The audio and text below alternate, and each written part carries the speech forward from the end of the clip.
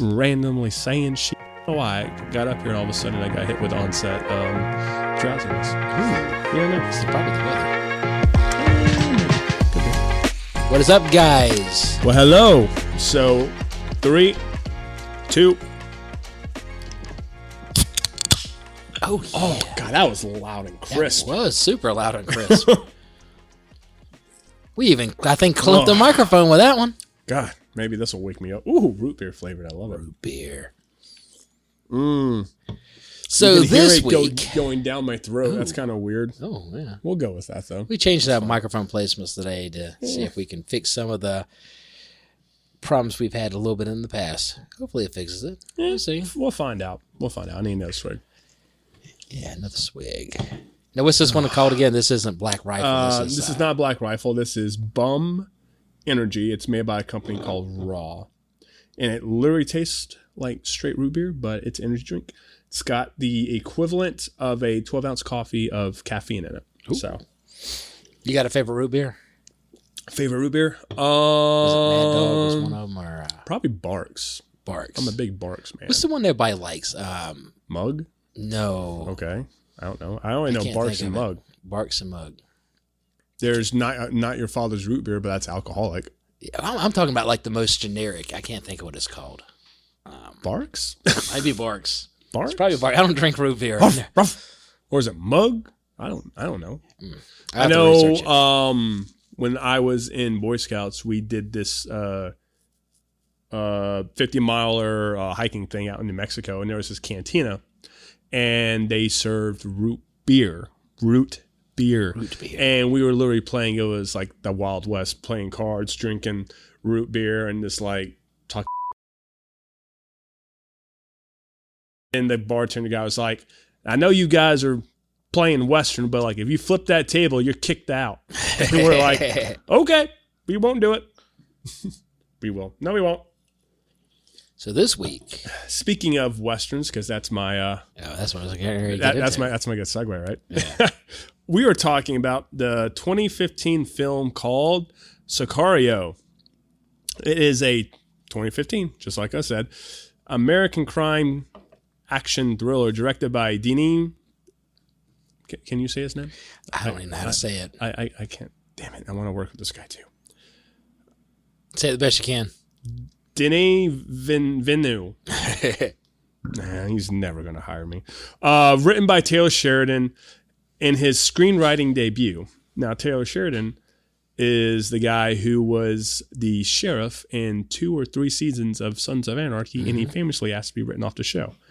And this is what he went to do, which was screenwriting. He's made a killer career out of it. Good God. Yep. Yellowstone, The Lioness, God. 1883, 1923. Didn't he do, what is it? Chris Pratt was in it. Was it Chris Pratt? Wheels. It was Hell on Wheels? Hell on, yeah. No, it's not Chris Pratt. That was Anston Mount. Yeah. He did not. That was on the same time as Sons of Anarchy. Okay.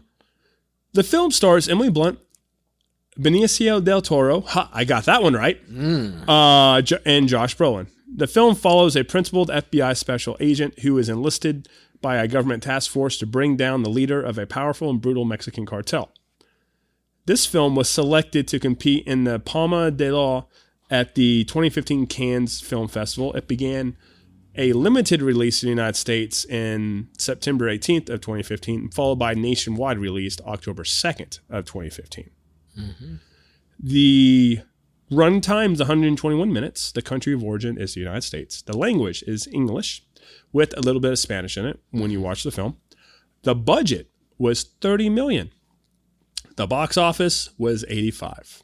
It did really good. I do like this movie. I'm glad we was talking about trying to watch this one. I've seen the second one too. The second one is good. It's not as good, I don't think, as this one.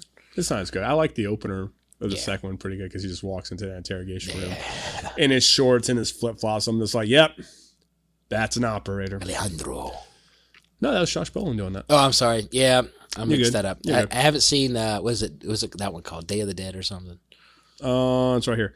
Day of the Soldado. Soldado. Or something like that. I can't pronounce that. I'm terrible at Spanish. I need to pick up my Spanish. I felt it every year, so I mean. I was good at it. I was no. I'm lying. I was decent at it in high school, but I didn't even try in college. I should get back and try it. The film was praised for its cast performances, writing, direction, musical score, and cinematography.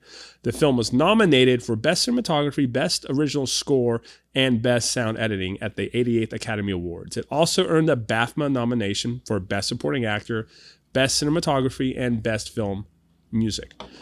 This movie also had a sequel, as we were just discussing a second ago. It was released June 29th, 2018. And a third film is currently in development.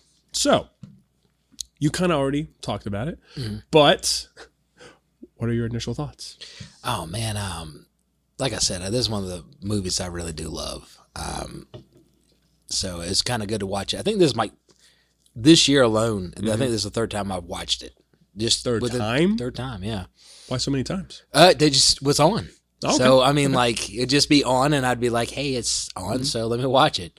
So, I mean, I watched it again 2 days ago. It was last night. Actually, last night. I did it. Freshen up. I did it. I don't remember. I same time, roughly. Yeah. It's been a few days, man. Yeah. It's been a few days. You start seeing some things. I'm going to talk about one little thing that I finally noticed. Okay. Okay, the bridge shootout. All right. Mm-hmm. When they enter the car, and I've always talked about this before, but when you watch a movie a few times, your brain starts going, okay, let me start looking for something new almost. In the car, when the guy's pulling the gun up and they're starting to slowly, the Mexican guys are in there, you see the car keys are not in the ignition. And I was like, oh my God, there's no keys there. And it's just one of those things. It'd be a prop car anyway. I don't think it's Jeffrey Donovan, but one of the Delta guys, his bolt carrier is to the rear. So, see, you would notice something like that. Yeah. Well, no, the thing is, I didn't notice that. So, the things I do for these podcasts is like, obviously I watch the movie, but I also go on YouTube and I see what other people say about it. I listen to video essays. I read articles about it. I need to do that because I just watch it for me. Yeah. I need to probably do more in-depth research. Well, and for me to do this, so like I do have a what do you call it? Not a film. Like I took film class in college that taught me how to like analyze film and stuff like that. So me listening and watching these video essays, it puts me back in that mindset where I can analyze it. Okay. So that's why I mainly do that. Yeah. And then one of the videos, it was a veteran owned or not. Well, yeah, veteran owned whatever podcast show, and they mentioned it. Okay. Wow. So yeah. So I didn't see it, and I've seen the film. You gave credit to the guys that really did see it, but I mean, yeah, I did. Yeah. Okay. Yeah. Because I am an upstanding, honorable man. He is an upstanding, honorable. And those guys were. Were they real military? Yeah, they are. Beers and something. We'll have our producer Brandon look it up. It's a YouTube page, Beers and something. Just look it up on your YouTube. Beers and something. You don't have to actually play the video. Like beer? Yeah, like they drink. I thought you meant beards. No. Well, it could be beer and beards actually, because they have beards. Is this the guys that were actually acting in it? No. These are just like the guys' commentary. These are just vets, just commentating on videos and stuff. So yeah. They go over like war movies and action movies and what's tactically correct and what's tactically incorrect, stuff like that. So I got you. Which brings me to this point. This movie is very tactically sound, besides the open bolt carrier group. My initial thoughts were this film is a masterpiece. I'll give you that. The director is a master. I'm a fan of his, even though I can't say his last name at all. But this man has never, in my opinion, done a bad movie. I've seen all his films, and none of them are bad. I don't think he didn't direct the second one, did he? He did not. Okay, that's what I thought when I did see that. It was a man named Stefano Somala. Okay. Salima. Yeah, Solima. Yeah. Salima. Yeah. Yeah. One thing I did look into, and the Alejandra character apparently in the script has a whole lot more dialogue. Yes. So and, yeah, they wanted to make him more of a kind of not shadow character, but more mysterious. Yeah. So this movie is a perfect example of you taking the script and it goes one direction, and then you're let's say you're a visionary master, and you decide to tell the same story but in a different way. So, and then we'll get into this when we get to the characters, but how, I don't know the right way to put this. The way the story is presented to you in cloak and dagger types of ways. It is. And in very interesting ways once you start realizing it. Yeah. But we'll just go off some very quick plot points. So at the beginning of the film, we start in Chandler, Arizona, where we follow special agents Kate Macer and Reggie Wayne. That is, let me scroll down. That's Emily Blunt and Daniel Kaluuya. Kaluuya. I can't pronounce these people's names. I'm so sorry, guys. Anyways, we're following them on a raid to a safe house where they discover dozens of decaying bodies hidden in walls. Once all their other backup come in and they start processing the scene, they find a booby trap that kills 2 police officers, but they also find a Spidey hole in that shed. So that cold open, what were your thoughts? Oh man, I think that set the premise of the whole movie. I mean, sometimes when it's like it just starts out in that field going into the house, and then you enter into the car, the what is it, the big armored vehicle that's going to take a smack into the house. Yeah. I can't think what you call it, MRADs or something. MRAPs, yeah. Yeah. I mean, it immediately tells you this film is going to be an action-packed kind of film. And you know, the weird thing is, and this is one of the things I researched too, is Kate is not the main character throughout. So it starts out giving you this. Yeah, I didn't mean to. Well, actually, we can get into this now. Yeah. Kate actually is the main character. Yeah, but it's she's not the protagonist. Yeah. The protagonist is Alejandra. Yeah. Yeah. It is. It's. I think the way they set it up, though, they want you to think in the very beginning, this whole thing is going to be about her story and her story and her story, and it is for a majority part. But yeah, I, from that moment, it's like when you see that it just starts out hard. I like when films do that. You know, it's like I think it was Batman when they started out with the Joker. It was a hard start. I can't remember. I got to probably rewatch that, but like Batman '89. No, the newer one. When it opens with the Joker. Yeah. Gotcha. Well, trying to figure out how I want to say this. So with this one, excuse me. So how it opens is it tells me this is going to be a brutal movie. Yeah. Morality. You're about to see what war and these types of things do to people's psyches. When we meet Kate, she's very much by the book, very naive. Yeah. And this is, but also like, who wrote the book? You know what I mean? Yeah. Like who wrote the book on this is how we do things? Yeah. And as we progress in this film, like this is the reason why we're following Kate is because she's an outsider to this world as we are. Yeah. And so she's being thrown in these situations and she's not being given all the information and she's pissed off and trying to get information and they're not telling her.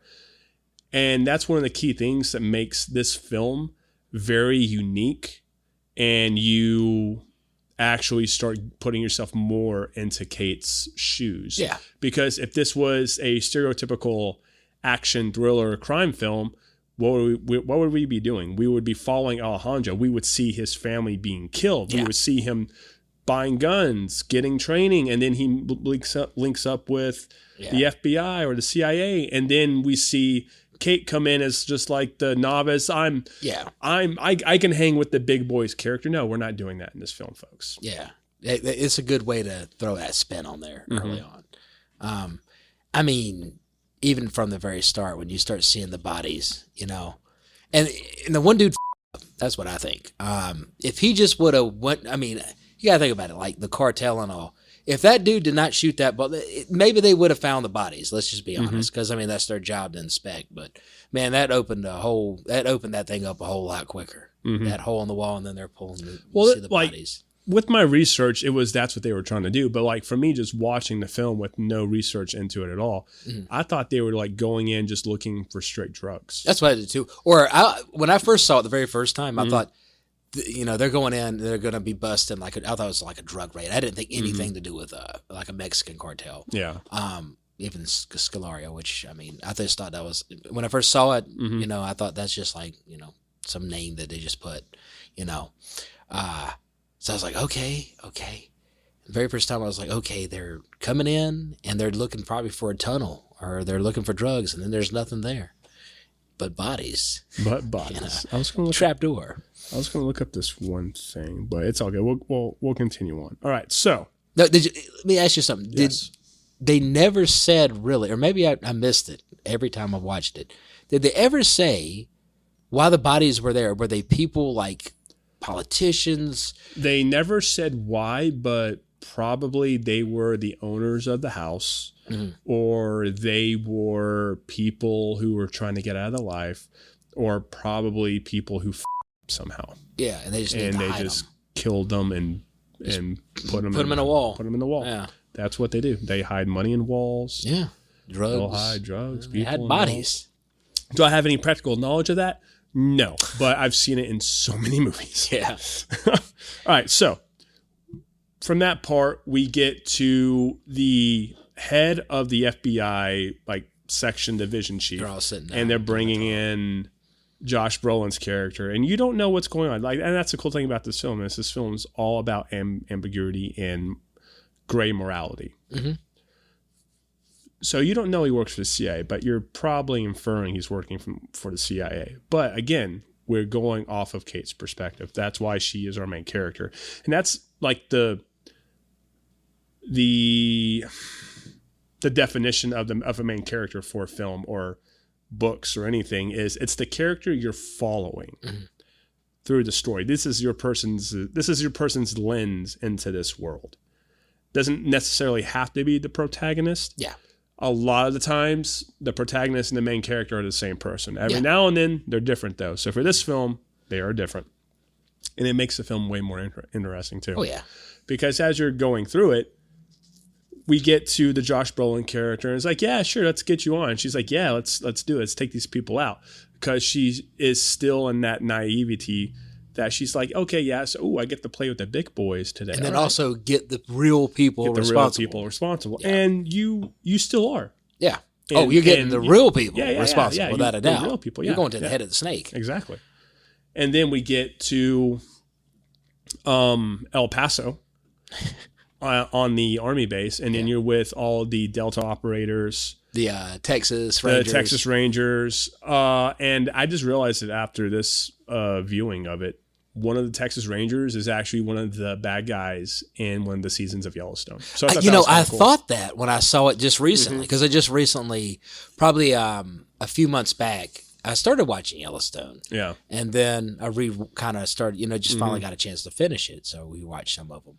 And I noticed that as well. I was like, oh, that's one of the, I swear it was in Yellowstone, and now it makes sense. Well, that's another reason why I would love to work in the Sheridan verse, as I like to call it. Is like he sort of is like it's sort of like a play troupe.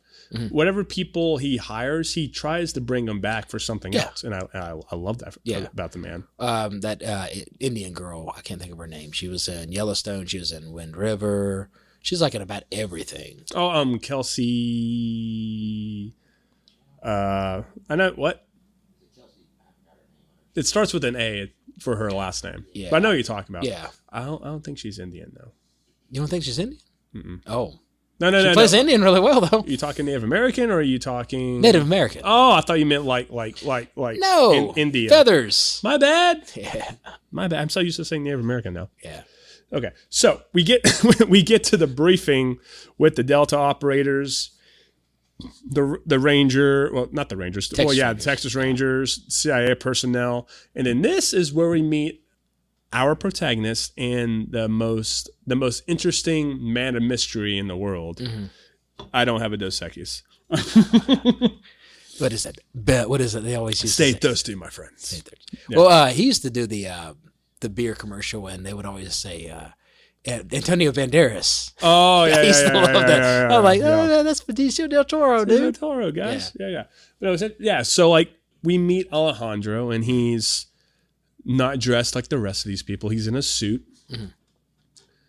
And then we get the mission briefing, which is just super basic. This is what we're doing. They come in at the end, too. Yeah.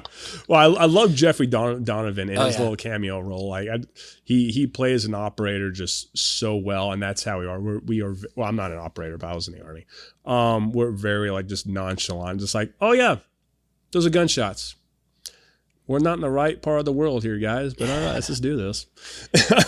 Man, this is probably the second role I ever saw him in, because the first one was Burn Notice, and he plays this goofy, kind of in a way CIA guy. Well, no, he is playing a CIA guy. Yeah, I'm saying that he was more kind of goofy and kind of, I'd say like, like in Burn Notice, he's just all kind of square, and I was like, this dude is a great actor, because I just thought he was playing himself in Burn Notice, and then you realize, I think he's been in Marvel and stuff, and he's a very robust character. He can become a lot of things. I like that. Yeah. I didn't think about that. Oh yeah. So we get to the section that we're going into, not El Paso. Where are we going into? We're going into El Paso happens. No, we're going to Juarez. Yeah. We're going to Juarez, yeah. So we cross the border.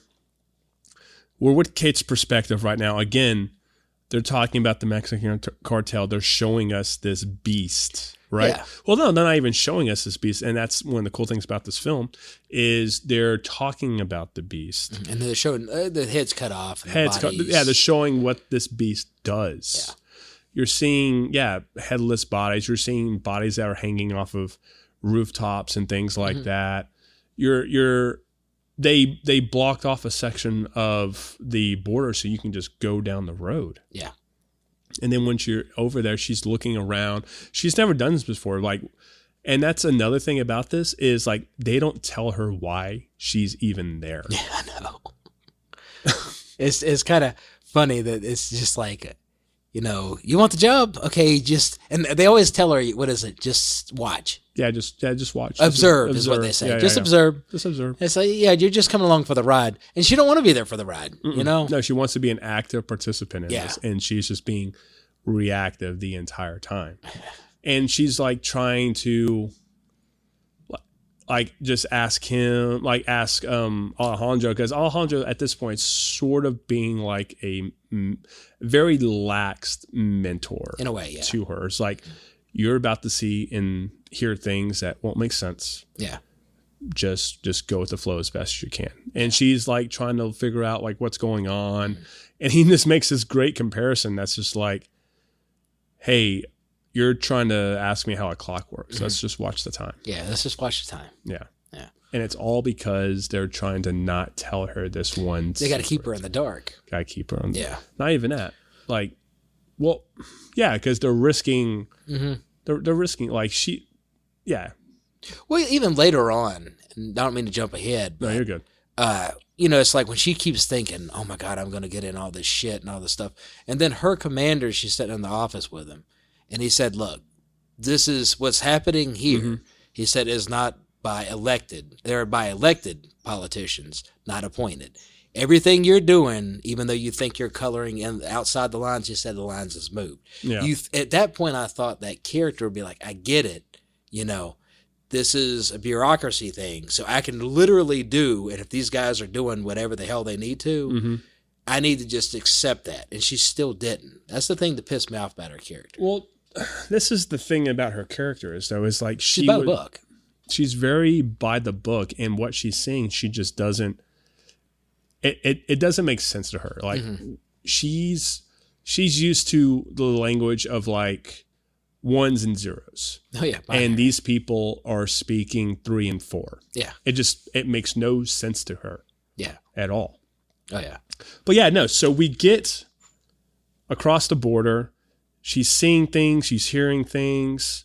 They stop for a second because there's a gunfight going on down the road. And Jeffrey Donovan's like, those aren't firecrackers. And you can tell that she's freaking out because she is in an environment that she does not understand. Without a doubt. She only understands that specific mission set with her FBI team, which is hostage rescue. And it's probably also that she's used to everything's probably been planned for months, from the breach, from when, like on her side of, everything's documented by a judge is giving you, okay, I'm giving you clearance. Yes, and yes, exactly. These guys are just like, hey, when we go in, we're going in. We're going in. out. Yeah. Exactly. Yeah. And they get to the prison, they get the prisoner, and then they start coming back. And what's weird is like you're in the Wild West. Everyone is a potential target, even the police escort that you have with you. Yeah. Like, how wild is that? That's another reason why she's low key. Like, she's not like freaking out. Yeah. But she is like this, she's just completely not ready and not prepared for this type of situation. Yeah. And she doesn't really know what to do. She's just reacting off of pure instinct. Yeah. Which sometimes that's what you need to do. Yeah. And then we get to the bridge because the police escort go off. And now we're on to the first main thing out. This is probably one of my favorite scenes. The bridge shootout. It's very tense with what's going on. Like you said, these guys are very strategic, how they even got the actors, rolling the windows down and everything of setting up for a real gunfight. I loved every bit of that. I mean, that's one of the times like I've been into a film and I've just like, I feel like I'm not watching a movie. I feel like it's like, you're there almost, and I think that's a great thing about cinema when you break that kind of line. But I mean, that whole scene flowed real good, perfectly. I think so too. Yeah, I mean, it's probably one of my favorite scenes. I mean, especially like driving out when what is it? The dude's like, "Don't look at us, and they got him on the ground when they're literally leaving. Oh yeah. Well, it's interesting. It's a great way of doing escalating tension. So. You got to get here. You got to get here. You got to get here. Oh, we're stopped. All right, cool. Well, not cool, but okay. Just keep doing your situational awareness. This is not good. Something that we did not plan is happening. And they also had that line. It's like the cartel doesn't hit you when you go in. They hit you when you come out or trying to come out. So they already know what's about to happen because they know the game plan. Yeah. And then you start, eyes on everything. And then you rooftops. See, rooftops. And then and that's what, I didn't mean to cut you off. No, you're good. When that part happened, the very first thing in my mind was, I'm like, when he's like, be on the lookout for, the rooftops, I thought, get ambushed now. Even though the one guy said more than likely when it's going to happen is at the return home. At the border, yeah. But I mean, I was like, wait, and I was like, oh my God. First time I was like, oh my God, what's going to happen? And then they get their eyes on those two cars, and it's like, okay, escalating tension. Yeah. Get your guns up. Alejandro's like, you got your pistol with you? Yeah. All right. Service pistol, get it out. Get it out. Yeah. And then he clocks that one car, and then he puts his MP5 on the leftover. And that's another cool little tidbit is like, he's not Mexican Special Forces, but Mexican Special Forces use MP5s. Oh, yeah. Not their primary weapon, but they do use them. Yeah. And then you hear gun, and then all of a sudden everyone just gets out. Oh yeah. Because they already know what's up. If someone starts presenting a gun, we're showing it. Yeah. It's the Wild West. Hey, I want to make sure I'm going to show you what I got. It's time to go. It's also a little different. So, and what I mean by that is when I was in Afghanistan, I'm regular Army, right? And every household gets one AK. That's just the law. But in a situation like that, we can't necessarily react that way. Yeah.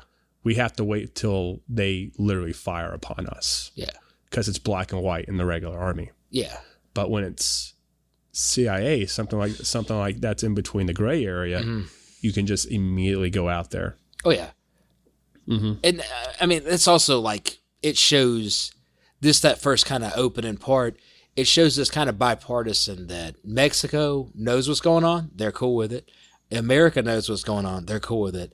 but let's not create too much like the one dude when he's leaving. He said none of the going to even make the news. No. You know, it's like they know. Chaos. That's what it is. It's ordered chaos. Yeah, it's ordered chaos. And, you know, they get we get to do what we got to do. You know, we don't have to wait for clearance, you know. And that's one of the cool things about this movie is it's so brutal and realistic in its depiction of the world. Even though everything that they're doing in this movie isn't necessarily real. Yeah. It's still a fictitious story. It's still, yeah. Yeah, like you're getting a good grasp of this world, but I don't think it necessarily is realistically like this. Yeah, not to the degree they depict in the film. But anyways, they see Gunn, they pull their weapons up on them. They assault them, but they're not pulling the triggers just yet. Yeah, they wait. It's only until they tell that one guy, "Hey, put it down, don't do anything," and then he makes the motion as if he's going to pull it, and then they take them all out. And then it goes to the little Honda. And then they don't even steal the Honda. They just shoot everyone. They shoot out the tires and stuff. And then they tactically retreat to their vehicles. Yeah. Even to the point where Alejandro pops the back half or the back hatch. Yeah, I love that. And they both get in. Yeah. They was watching. It's tactically sound to do that. Yeah. Well, you know, the thing is, I kept thinking, I thought when they was driving, and that might be a little flaw, but I thought there was another vehicle behind them. I didn't think they was the last vehicle. They were the last vehicle. Were they? Yeah. Okay. Josh Brolin was in the commanding vehicle, which was the guy. He never got with out. the guy, which was the lead vehicle. Yeah. Or the middle one, because there was 3 trucks. Was there 3? There was 3 trucks, I believe. Yeah. Yeah. I kept thinking. I was like, you typically do 3 truck columns. Yeah. And your center is your command and control. Yeah, and then you got your back that's going to be the support in a way. And then you got your guy in the and then Brolin never got out. But I like to see what he would have done, man. I'm not gonna lie. He was a Brolin? Yeah. I like his character. Oh, I love his character. I would have loved to have played that character. Oh, I can see it. Oh yeah, right. And then we get back and they take him away and then they hop onto the plane and she's still trying to like just figure stuff out. Yeah. The interrogation scene, the one thing I hated about that, like, you know, it's leading up when he's talking about, you know, like the attorney stuff. And then he's talking to that one guy and he's like, "Oh, I'm sorry what happened to your kids." And "I'm sorry what happened to you." He never says kids or wife. And then he grabs that bottle of water, you know, that big jug, and he says, "You don't need to go in there because, you know, basically things are going to get a little messed up." When he stands over that guy and he pops his legs up and that's the one part I hated. I was like, you know, I don't know if that's a Colombian style move. You know, when the guy's like he's looking up at him, he gets up, and I kept thinking every time I've ever seen it, I kept thinking, is he going to piss him? You know, because that's the only way I would ever get that close to somebody is to completely insult them by pissing on him or something. I was like, he's getting all up on him. Like, I was like, I think he's uncomfortably. That's the point. He's trying to make him uncomfortable, and he's just asserting dominance. Yeah. But this is a key moment in this film and in the mystery that's being unraveled, because if we go back to the old style of action thriller we're talking about, that moment that they describe in the past is the inciting incident for Alejandro. But that's one of the beauties about this film and how they shot it, is because you don't see it. Yeah. It's being heard. And that's the cool thing about this film is like, there are little plot points that move the story along, almost like reveals for Alejandro. But they're always from the perspective of Kate. Yeah. And why is it like you're getting little tidbits of information? When she finds it out, we find it out too. Exactly. Yeah. But that's the turn, and that's the change in perspective is that moment. So we're literally just sticking with her with like, even when she's not in the room, we're still sticking to her perspective. Yeah. And what's revealed in those scenes is he was a prosecutor. Yeah. And his family was killed. Yeah. Okay, cool. So why is he actually against these people? They probably killed his family. Yeah. You know? Well, he's Colombian and they're Mexican. So that's what I played off was the Medellin cartel. The Medellin was the first ones. What was it? Pablo Escobar. They was the first big narcos. Yeah. So, and I remember from the series Narcos, which I love that show, the Mexican cartel became like huge. I mean, when they never worked together until they became a cartel under that Felix. I can't remember his name, but and they became massive. I mean, like the Colombians were having to go through them at that point to get stuff into Mexico. I was under the impression that Alejandro was actually Mexican. Oh, well, he says, when she asked him, she said, where are you? She said something when, I think it was on the plane, and he said, Cardin. And she said, oh, you're Colombian. And that's when I was like, oh, maybe that's why the Mexicans had a problem with him, because he's Colombian.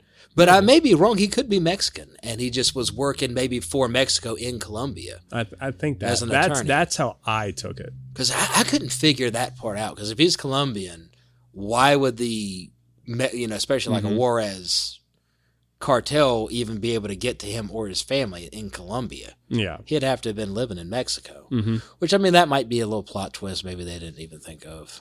No, I think that's how it goes, because even the guy he's talking to, like, he's Mexican government. Yeah. So during that, before the interrogation scene, that guy, you could tell he's something up there big.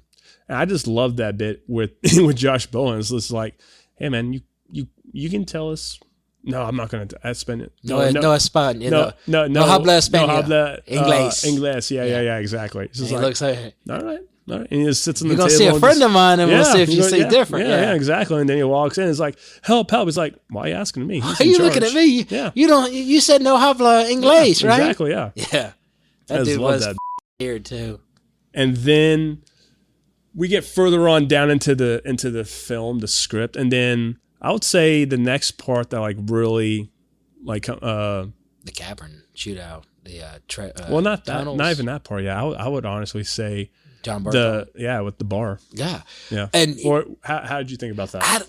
John Berthel is probably one of my favorite actors. I'm not gonna lie. That dude is.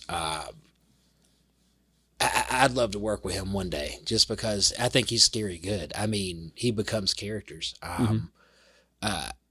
I was hoping he would have been more into the story, because like you said in the beginning, where there's a potential Sicario 3. And it's like, I'd like to see his character return, but there's no way in hell his character can return because he's a crooked cop. Man, I kept thinking when that scene happened, I'm going to go back to when I first saw it, because, it's like after you've seen it so many times, you already know what's happened.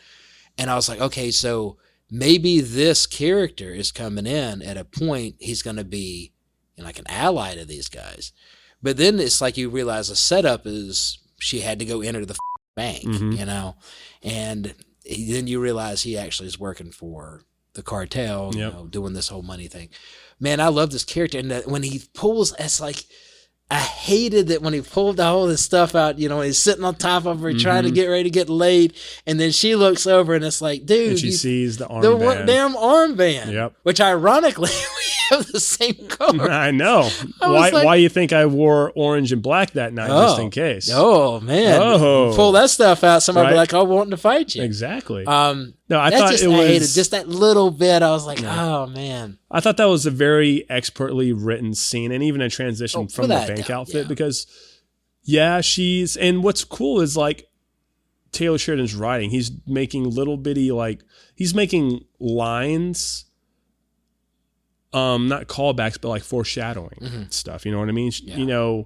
The partner characters all being like, hey, you might want to get a new bra. It doesn't matter because no one's been with me, so I don't need to get a new bra. All right. And then he mentions he's divorced, recently divorced. Yeah, but what was interesting is like you're seeing John Berthnall's perspective when they walk into the bar. He's in his truck. And then when you go into the bar, they walk up to the bar. He's casually just walking up behind, and he just walks on. Yeah. And then he sits at the bar doing his thing, kind of just like, kind of deal like that, just super nonchalant. I didn't even realize he was in the film until, I guess this is my second or third time watching it too, until he walks over. I was like, oh, hell yeah. Yeah. And I think he was just getting off of Walking Dead at this point. I was like, oh, cool, he's playing another cop. All right, cool. Oh, he seems like a nice guy this time. And then you see the turn, and you're like, nope, he's still technically kind of playing Shane. Okay. And I like the writing of that whole thing too, because it's like, when he's looking, you don't know it yet until they sit at the table and they're talking.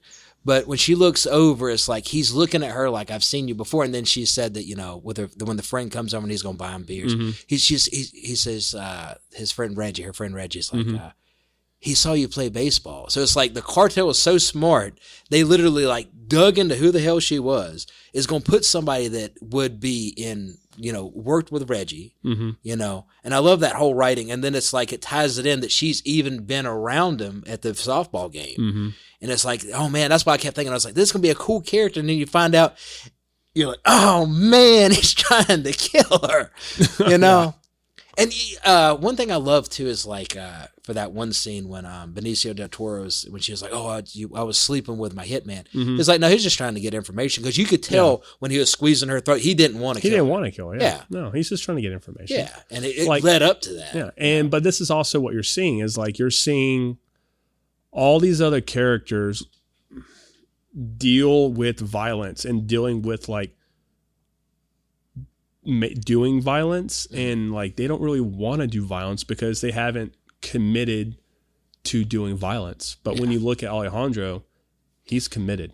Oh, without a doubt. Yeah. I mean, even when he shoots Kate, don't mean to jump ahead, but I mean, he is on a path, and nothing is going to stop that path at all. Kills the cop. He didn't have to kill him. That one cop.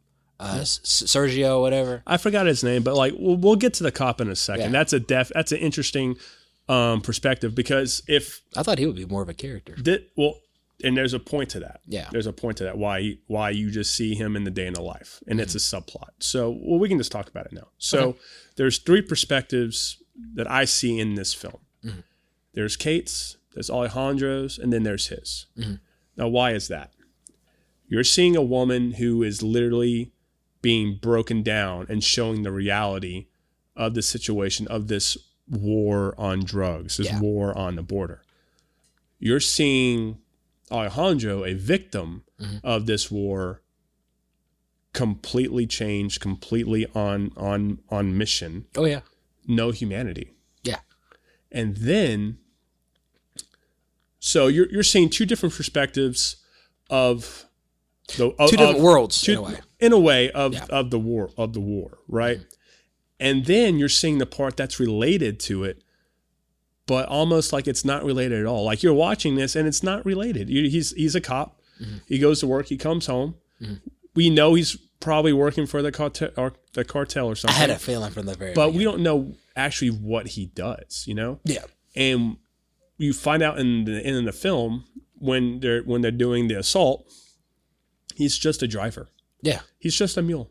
Yeah. He doesn't actually shoot anyone. He doesn't threaten anyone. All he does is just transportation from A to B. That's all he does. Yeah. And since he's a cop, people are going to leave him alone. Yeah. Exactly. So those are the three perspectives of this film. But what was my original point? Let me throw an angle at that. Okay. This is how, because I saw it a few times, how I kind of see the cop. How I see it is Kate's the outsider. And Alejandro's the inside of this world. You start out with the outside, then you end up with the inside. And this little piece of this cop don't make sense until the very. And what I think is the person that's in between the two worlds that has to live there. You got the outside, you got the inside, and then you got this guy that it shows he lives like.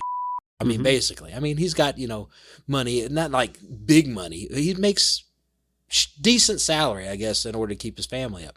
And at the very end, and this is why I think this whole thing is it's kind of like the guy who has to live. He has to live on the inside. Yeah. The kid at the end, when at the very last scene, and when he's kicking the ball, and then you hear the gunshots go off, and they all stop for a minute, and they go back to the game. It's like they have to live in this world where Alejandro's on the inside, and you got Kate on the outside, and these people are. They're there. They're used to the sounds of gunfire. They're used to probably people getting shot in front of them. I'll give you another perspective. Okay. And I think this was what I was trying to hit home on. I probably have. Gotcha. Is Kate and what? Not even him. The cop. He's a victim. Oh, without a doubt. He's a victim of this. Yeah. And he's forced. The reason why you're shown his day in the life is, spoiler alert, when you get to the very end of his character arc in this film, he gets brutally and just carelessly murdered. Yeah. And why do they show you that? Why do they go through that entire? Why do they go to the trouble to do that? Mm-hmm. It's because they're showing you that Alejandro is so far gone. Yeah. He's lost his humanity. He's never getting that back. This is what he is now. Mm-hmm. This is what this entire war, the situation has done to him. It's made him. He's made a new beast. Yeah, he's to what he says at the very end of the film, he is a wolf. Yep.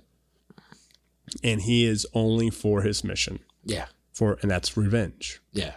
And whatever will get him his revenge, he will do it. And that's what Josh Brolin says too. He says, she's like, who is he? And one little thing, man, I loved about Josh Brolin's character is when they were getting ready to do the tunnel scene. Mm-hmm. And I want to talk about that tunnel scene. I know we've been back and forth. Go for it. Man, I love that he's sitting there and he finally says, well, the CIA has to have an asset inside the government in order to... inside the country for them to be able to... Yeah, to be able to operate inside the country. Yeah. And you just see like Kate the whole time, and that Reggie's just like, we've known this, but you keep like playing that you're not CIA. And I was like, he finally is telling y'all guys just straightforward, oh yeah, y'all are on for the adventure, you know? Mm-hmm. And, you know... welcome to the world, you know. Now you're getting ready to see I think they thought that was the last day anyway, that they're getting ready to go in, and Alejandro's going to do his job anyway. So let's go and just give you the whole spiel right then. Just their shock on their face when they're like, you know, she's like, I've known this the whole time, and now you're just saying, yeah, we're the CIA. Yeah, man. We can get to the tunnel stuff if you want now. That's okay with that. Okay, I love that scene too, man. What'd you like about it? Man, everything. One thing I'm a big about Blue Hour, and everybody always knows Golden Hour, but Blue Hour is what happens about 45 minutes after Golden Hour. And when the soldiers are walking before you see the night vision and stuff, that is straight a good shot of Blue Hour. And the silhouettes and stuff, I mean, that whole scene was so pretty. Me and Brandon's we're doing a little short film, and I'm actually been using some of the ideas from this because I want to go for night vision for some of this stuff. And then the IR look, with the whole X-ray look, I was like, God, I mean, this is that whole scene put together is just that and the bridge, you know, the opening scene. I just love everything about it, that they utilize Blue Hour, and that's one of the things. It's so hard to get that because you got just such a low window. Those guys walking, so I mean, that's me. That's true. Then they get inside, and you're just following her while. I mean, I don't think she even pulled a shot off, did she? She shot that one guy shot that gun out of her hand, rifle. And then Reggie got him. And it's just when Josh Brolin looks back, and it's almost like he knows she's going to follow Alejandro. Yeah. When he starts, it's like he looks back at the viewer, and he's like, and he almost gives that face like, you can come with me, or you can go see what's down that rabbit hole. And she chooses the rabbit hole, you know? Yeah. And that's, I mean, what did you feel about that scene before I say anything else? It was very tactically sound. Yeah. So I'm watching this from like the perspective of like military, army, not necessarily an operator. They wouldn't be using nose nods. They would be using the 4-eye nods. I figured there's some things. Yeah. And even the guy says, we're putting on our night vision goggles. I know Eric used to call NVGs or something like that. What we call them nods. Nods. Yeah. I figured they would at least say that. Night optic device. Yeah. It's just when the guy was like, we'll get our night vision. I was like, oh, God, come on. That y'all could have wrote just that little line a little better. Yeah, I don't think an operator would be saying that. I saw this movie a while ago, so like I'm actually losing a lot of the small, minute details of it. But like, yeah, so again, we are at the climax, not the climax. We're at probably the epitome of Kate's, you know, just like not knowing what's really going on in this whole thing.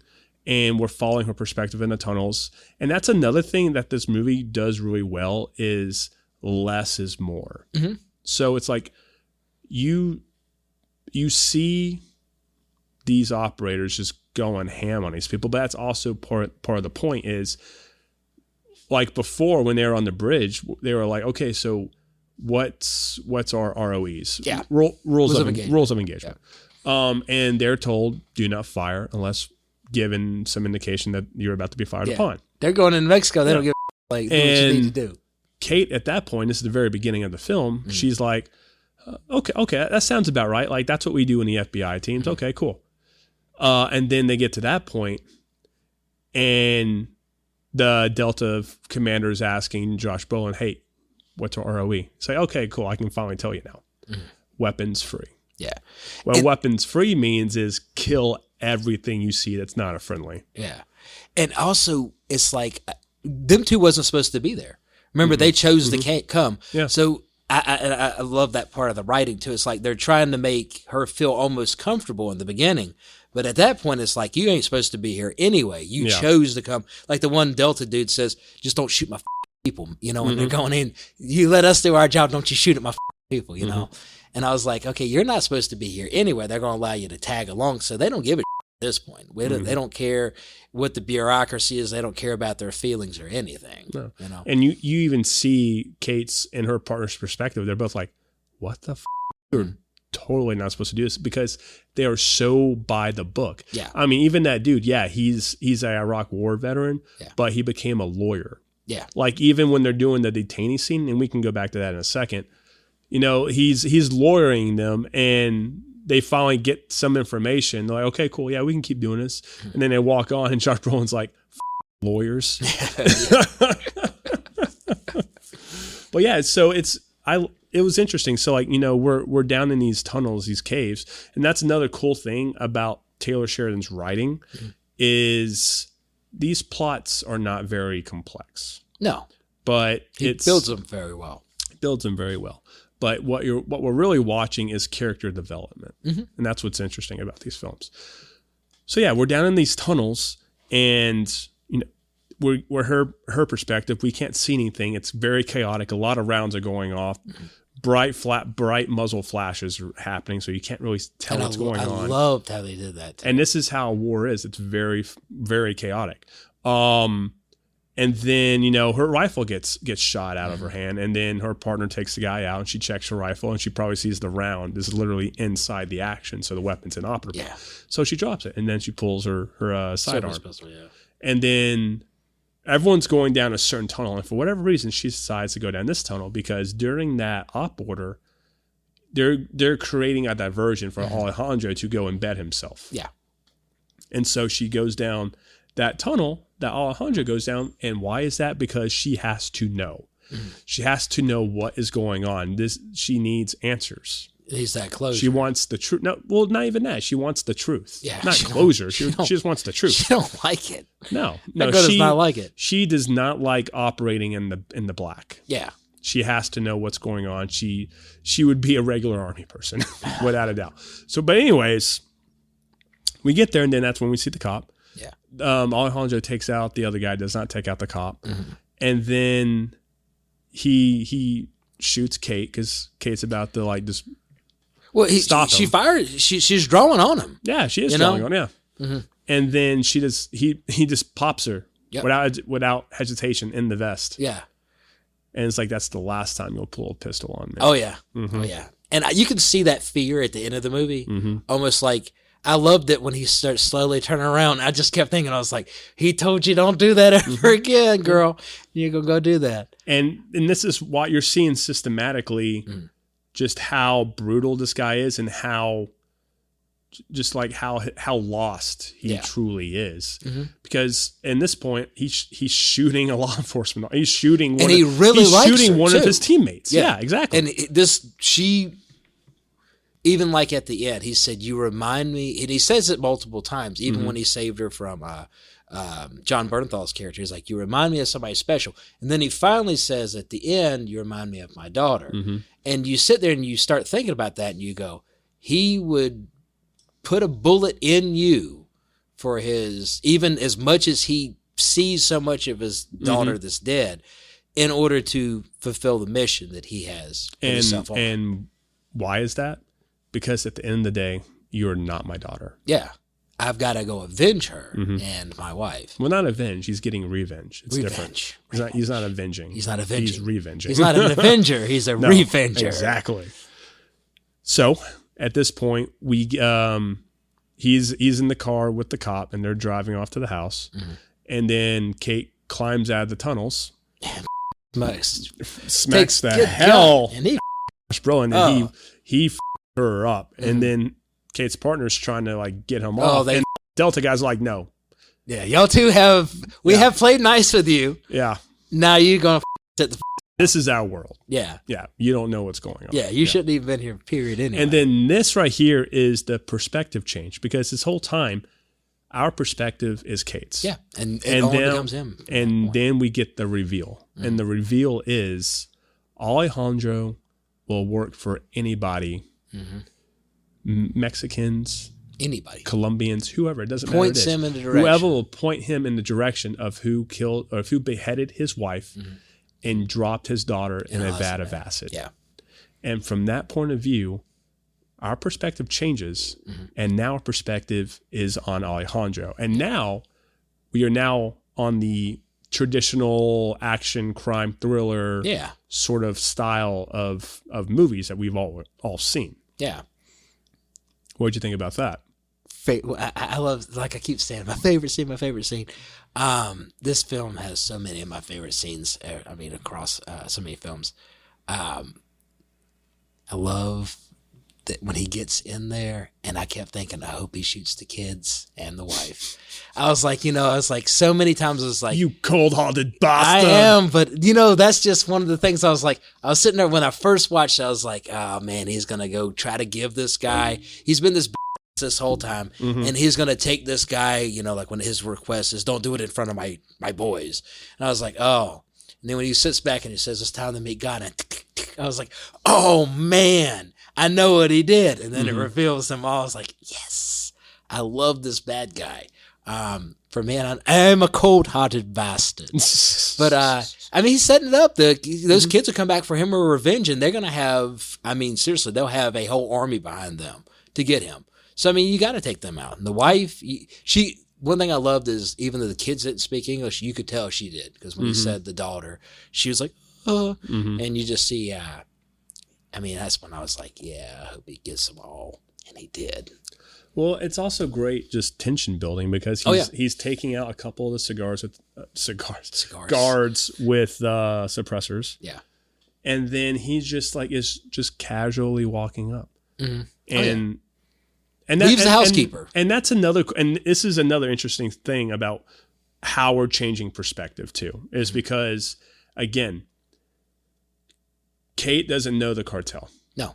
Doesn't know these people. She knows them only by the book almost. Yes. So they are the big bad. They are the beast. These are all the things that they do. But she never sees the man behind the curtain. Yeah. Now, Alejandro is a prosecutor. He knows the man behind the curtain. Yeah. And that's why we're also changing the perspective. And that's why we're now in a more traditional action thriller. Yeah. Where you actually know the bad guy. It's not this big, shadowy presence that's just lurking behind the curtain, like it has been this entire film up until this point. And then he sits down, and what's he do? He doesn't shoot them out of malice. He's just like, finish your meal. Yeah. Eat. He tells the kids, eat. Yeah, exactly. Yeah. We're fine. We're all humans here. Yeah. We're fine. Do they speak English? No. We'll do this in English then. We'll do this in English then, yeah. And this is the thing that you really see his humanity's gone. It's like the cartel guy says, hey, this wasn't personal. This was just business. And I think that right there was a set that he was like, I'm going to kill her and them two in front of you. Because it was, I mean, and I love the setup for that when he said, it's not personal. I was like, oh, that would be, if you said that to me, I'd be wasting them too, just the same way I'm making you, Yeah, exactly. Yeah. You want to elicit a response from this person. Oh, yeah. And that's why he takes out the kids and his wife first and lets them suffer in it for a good 30 seconds. And then he's like, eat. And you just see the dude just like in shock. Yeah. Because he wasn't expecting that. He thought the guy was going to take him. I was like, please leave my kids out of this. Yeah. He's like, no. Don't let my boys see this. Yeah. He thought he was going to be Alejandro wanted him to feel for a moment of what he felt. Yeah, but he wanted him to see, what's the best way to put this? You reap what you sow. Yeah. And what you sow is me. Yeah. And then you created this. Yeah. Yes. From your choices. And then he just casually just points his gun at him and pulls the trigger. Yeah. Yeah. And then after that, because that's a very important, powerful scene, but I think the most important scene of this whole film is the very end in the hotel room, or in Kate's Her apartment. house, yeah. And it feels like a hotel room, man.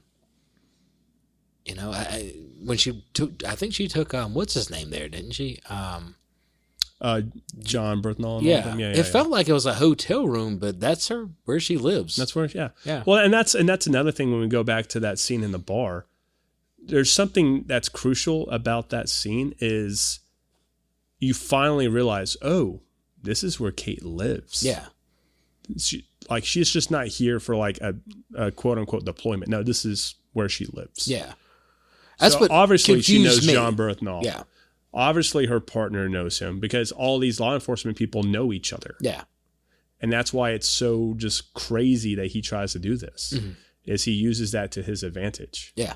And it's just another little and that's another cool thing about this film is so Denis, I can't say your last name, man. I'm so sorry.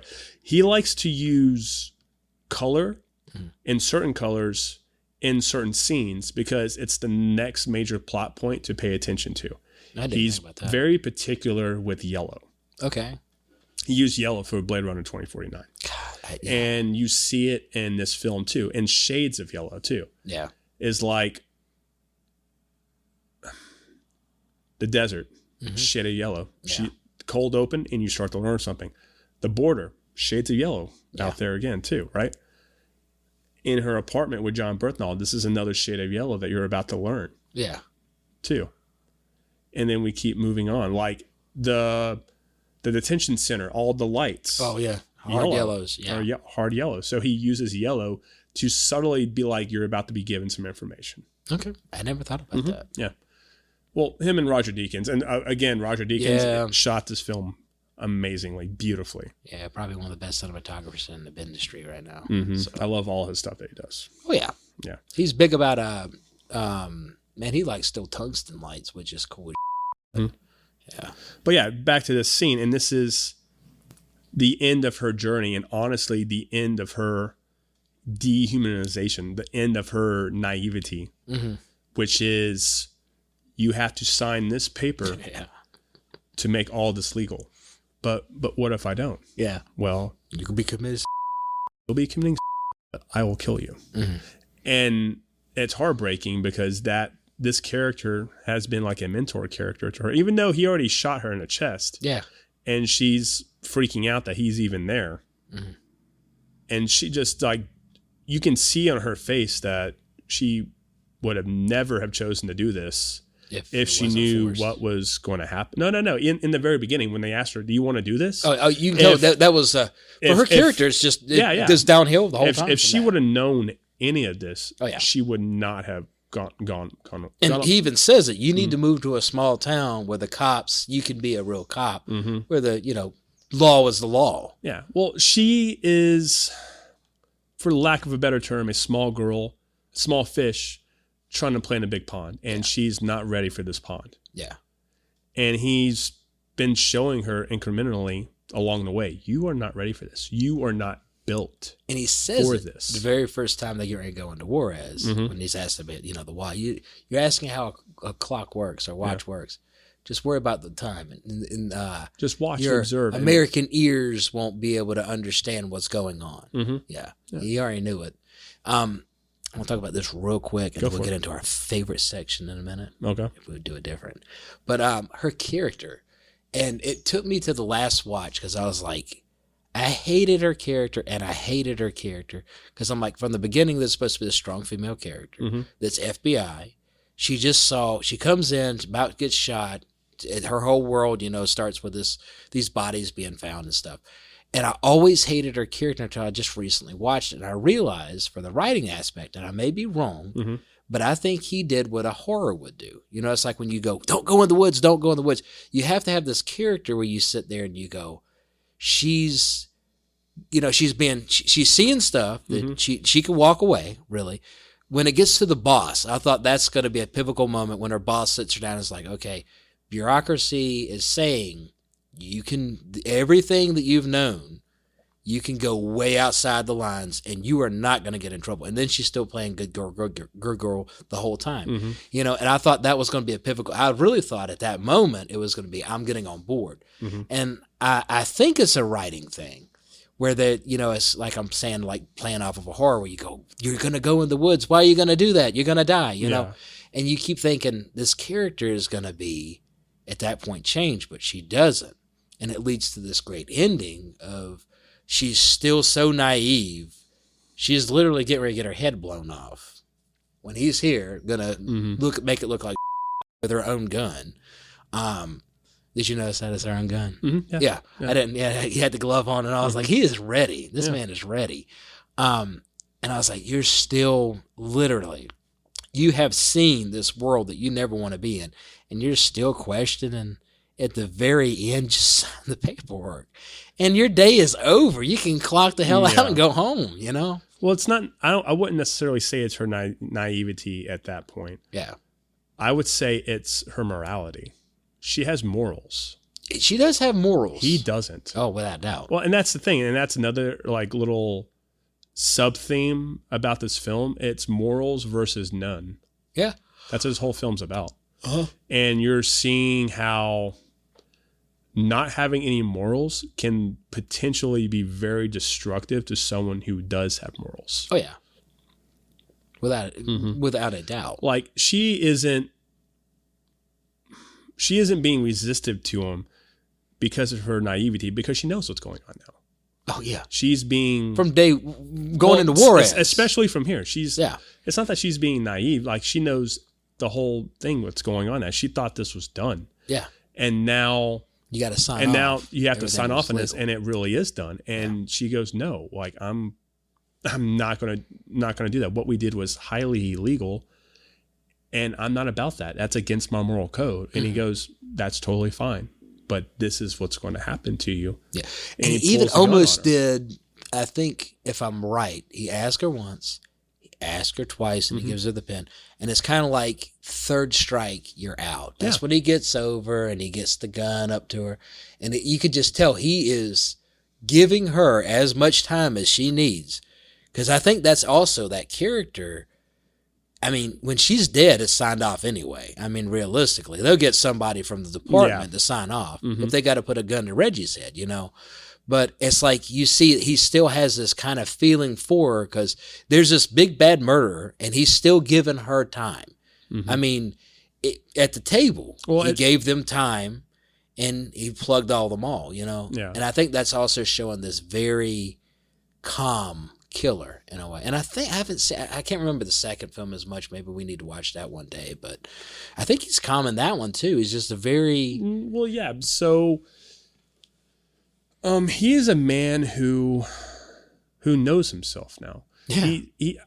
I would say he's a man who can go from 0 to 60 in a nanosecond. And when I mean that, I mean by like go from 0% violence to 100% violence. Oh yeah. Like that. And then revert back. Yeah. And the thing about being like that is you're not going to be like overly aggressive in any sort of sense. You're literally going to be calm. But this is also the thing too, is because in that scene, that's when he says, just so you know, you remind me of my daughter, but that won't stop me from doing this. Yeah. And so, yeah, he's giving her a little leeway, but at the end of the day, like this is a mission and I have to do this. Yeah. And even when he says that thing about the daughter, it leads up, you know, like he tells with the Bernthal situation, he says, you remind me of somebody special, but he doesn't say daughter. No. And I think it also plays off the innocence of his daughter being Kate. And, you know, I have a feeling, and I wanted to ask you, I have a feeling that his daughter, because he's an older man, he's like in his late 40s, early 50s. Yeah. I have a feeling that she's about Kate's age. Probably. Yeah. Or she would have been. Or she would have been, even when she died. Because it's like when he keeps saying, like, little girl, you know, my little girl, you think that they took, you know, man, 8-year-old. And then you realize this probably just happened within the last few years. And he's seeing Kate. And I think that also plays off at the end, like, you know, You remind me of her, and it plays off that she was very innocent. She had nothing. She really, her death and the mother's death was really just because they really did not like him or he did something wrong. Yeah. Well, there's like another point you could be making about this film is all of his interactions with her. He's doing the best he can to preserve her innocence. Yeah, keep her. Even he tells her to get out of the car in the beginning because he wants her to be safe. You know, get on the other side of the car. Yeah, and even like he watches over with the Bernthal situation. He needs her to move so he has a better shot. Yeah, well, yeah, that too. But it seems like he was trying to cater to keeping her innocent, keeping her as far from this as she can. And then also, like going back to the father thing, he was watching her. He was the first one in when Bernthal's choking her. Yeah. I thought it would be Brolin. And when you first see it... Why would you think it would be Brolin? Because I thought originally it would be Brolin because Brolin, I think, needed her more than he needed her. She was already approved for the Joint Task Force. It's kind of like, I figured it'd be a little bit more... I don't think it'd be much more paperwork for like a CIA operative, but... I think it would have drawn some what happened to your person we gave you, you know? Well, you also have to look at their interactions. So he's humoring her or belittling her. Yeah. Alejandro is still treating her like a human being. Yeah. And he's also probably been tasked with somewhat protecting her. Yeah. Not Josh Brolin. And this is why I think it would be Josh Brolin, the first one in the room. Because he told her, he said, don't go in the bank. Don't go in. I thought it was going to be him coming in there, putting a gun to the dude's head and looking at her being like, I told you don't go in the bank. No, not to me. It makes more sense with it being Alejandro because, again, in the interrogation scene, like the guy's like, help me. He's like, you had your chance. Yeah. No. Oh, and that's how Josh Brolin's character is. Yeah. It's like, you had your chance, and now you get to reap what you sow. You reap what you sow. Yeah. Maybe that's what this episode should be called. Reap what you sow. Okay, if you could do it different, how would you do it? All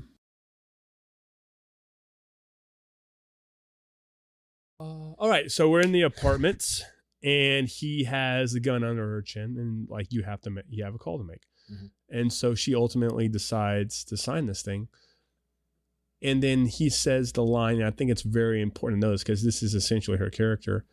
This is a land of wolves, and you're not one. You're not one, yeah. And then he disassembles that gun and then leaves. Yeah. And this is her point. And this is also his point, too, is she goes, reassembles her gun, racks it, it's ready to go, pops out the balcony and points it at him. And what does he do? He just turns around. It's like... Just waiting. He's like, you have the balls to shoot me. Yeah. Do you have them? Yeah. Or are you a wolf? Yeah. And I think he was waiting to see. He was. Yeah. He was testing her. And she doesn't, and he turns around and leaves. But that is why she's not a wolf. And I don't think she'll stay. She won't do another operation like that again. Oh. And she might even change her whole job career after that. She might be working at Walmart as a groceries person, you know? Maybe. But yeah, I just it's a very powerful scene. Oh, yeah. Especially they put that tastefully in at the end. Yeah. So now, what would you want to do if this was your film? If it was different, this is one of the few I'd leave almost everything alone. The actors were great the whole time. The story, this is one of the few that I would be like, I wouldn't do anything with it.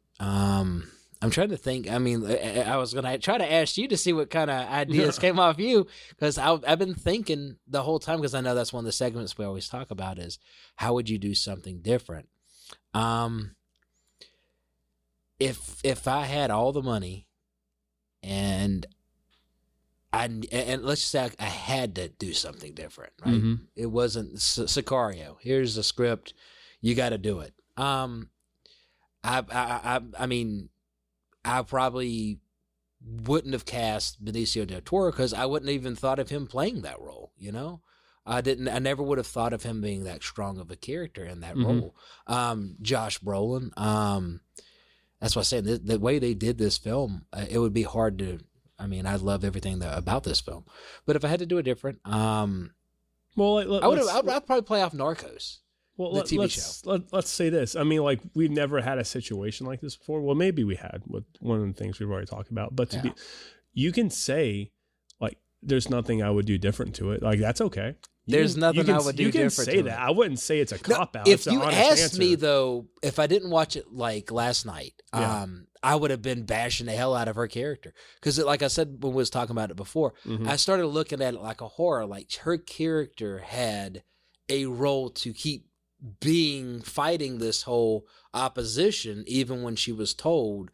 So, like, if you would have asked me if we didn't, like, if I would have watched it, we would have done this yesterday instead of me watching the show, the movie last night. I would have been like, hey, I would have made her character, at a certain point there, you've got, coloring outside the lines, she got with it. But then it took me one more watch to realize her character's perfect. She's exactly what this world needs. She's not a wolf, as you said. And she plays, she's by the book. She's by the law. She wants to see the law being upheld.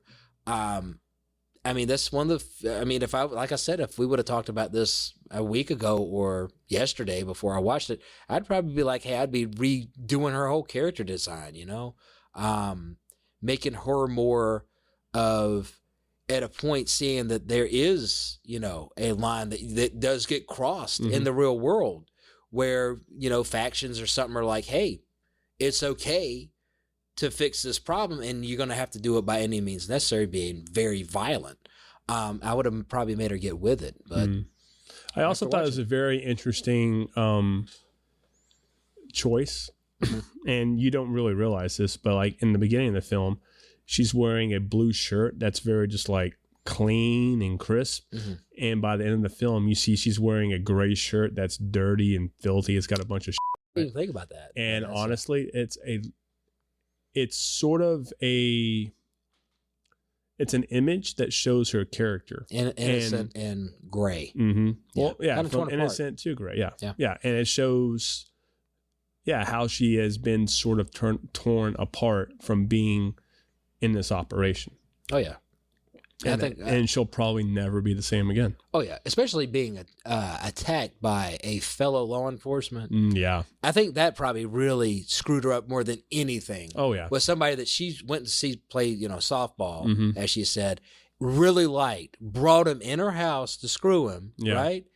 And I think that changed her whole world. Like, these people exist on our side of the fence, and they're supposed to be like her character, very law, by the book. I think that broke her at that point.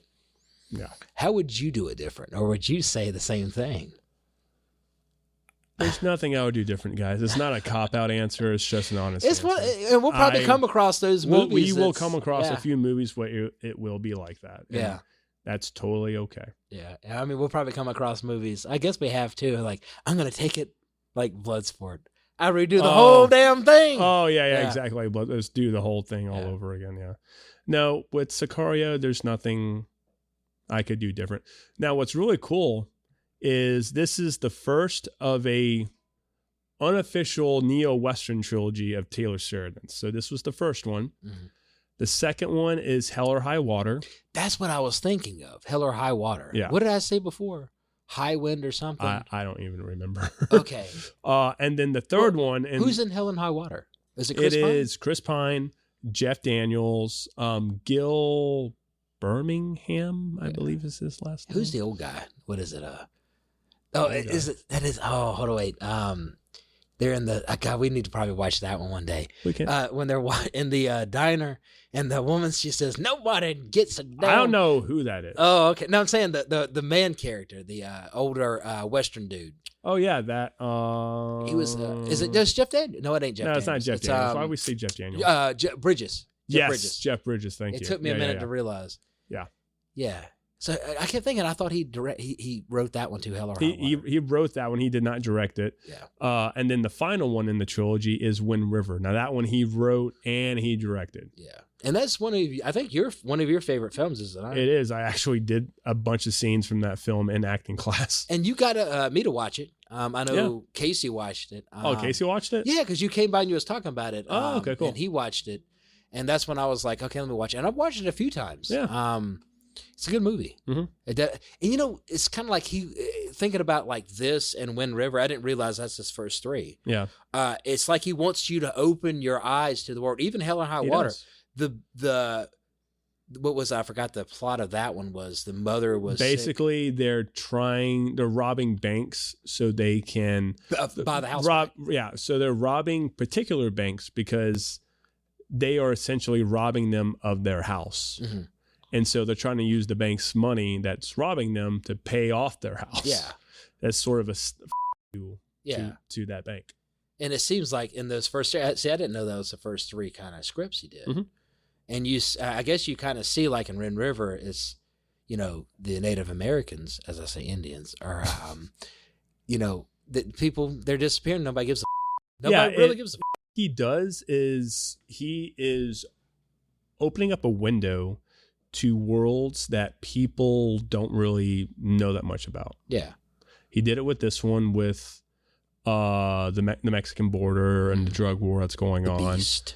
Yeah. He did it with not so much like he did it with ranches in Texas, in specifically West Texas, because I think that's where the main characters live is West Texas, but Texas proper. He even does a little cameo in it, and he talks about the state of ranching.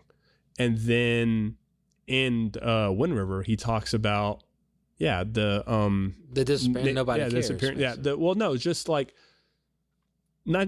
Yes, that happens, but what he's really talking about is just these forgotten people. That's what he's really doing. The real owners of America, in a way. Yeah, I mean, he's creating characters to really speak about the native tribes of North America and what has happened to them and what is happening to them. And this thing is sort of a device. It's a real world thing that does happen to them, but we're using it to just show you how these people are living. And in a way, because they are, in a sense, a forgotten people. Yeah. And also say, in a way, thinking about Sicario and Wind River, it shows also like the bipartisan in a way, okay, like Mexico and America working together. But in Wind River, it kind of flops. You see the native police are having a harder time because they're not as well funded. Mm-hmm. And they still want to be like, we're going to do this case ourselves. And then they got the one FBI agent, was it Olsen? Yeah, Elizabeth Olsen. Yeah. Coming in, it's like, we're just going to, America's like, we're going to send you one, Mm-hmm. That's what you get. You get one. So it kind of plays off, like Sicario. We've got a big bad problem, and both countries want to get rid of it. Mm-hmm. And Wind River, you see also, it's kind of a weird bipartisan in a way, but a sadder side of it. I guess I don't even. People throw out the word bipartisan. I don't even really understand what that means. I know it means two oppositions. I don't either. I'm just using the word. Why would you use it then? I don't know. I have to look it up. Bipartisan. You'll see it on the bottom of the screen somewhere. I try not to use words I don't know what they mean. Bipartisan. Not to call you out on it. I'm sorry. Is where two. I know, like politically, I'm not too big in politics, but where two parties have to work to get either a bill, written or So that's why I was saying, like the bipartisan of Mexico, as in two different parties working to get to the point. Bipartisan. Okay. I'll look it up and I'll put it right there. I think I learned something. Ooh, I taught you something. Ooh, maybe. Or maybe I have not became the master. I'll give it to you. What are we going to watch next time? Well, we're not done yet. We're not done yet? We're not done yet. What would you rate this movie? Oh, I forgot about that. The whole rating system. The whole rating system. Dude, I know on our rating system, like I said, I've seen it I think 3 times this year. So it's like when it's on, I'm hooked, man. I want to sit down and watch it. It's one of the So it's money well spent. Oh, yeah. And if I had to go see it in the theater, if they, did a re-release? I would do it. Yeah, I'd go. Yeah. Especially like a discount Tuesday. I mean, you wouldn't be spending too much money, but I would even pay full price to watch it on a big screen again. We might even do a part 2 of Sicario because there's just so much to talk about, and we kind of glazed over a lot of it. There's a lot of small details. There is. With story and plot and just structure on how you write. So there's a lot of stuff we can talk about. This one's the very one that it could. I mean, we could do 3 episodes based on it because it is one of those films that you get. There's a lot to talk about. Scenes and everything. There's a lot to talk about. Yeah, I think this might just be like Part a 1. over bloated but basic overview of Sicario. Yeah. And I'm okay with that, actually. I'm okay with that. Yeah. No, Sometimes you come back to the good ones. Yeah. All right. So what are we watching next? Well, we will be watching. Well, it's your choice. So how about you talk about it? I made a little list up of some things to potentially watch. I've been trying to be more organized. Just some potentials you guys might be able to see. I got The Losers. Okay. Love that movie. How you feel about it? I have not seen that in like Same. 10 years. Same. Ocean's 11. Okay. Haven't seen that in forever. Even the spinoff I like to watch with Sandra Bullock, where she's the... Oh, Ocean's 8. Is it Ocean's 8? Let me write that when it's down. like, yeah, I think it's Ocean's 8. Yeah. I think it's Ocean's 8. A Quiet Place as a horror. We can do that. That's definitely something worth talking about. For our terribly horrible, how do you feel about Sharknado? I haven't seen it. I haven't either, man. I've seen bits and pieces, but I do know that it's one of those horrible movies that potentially it made a lot of money.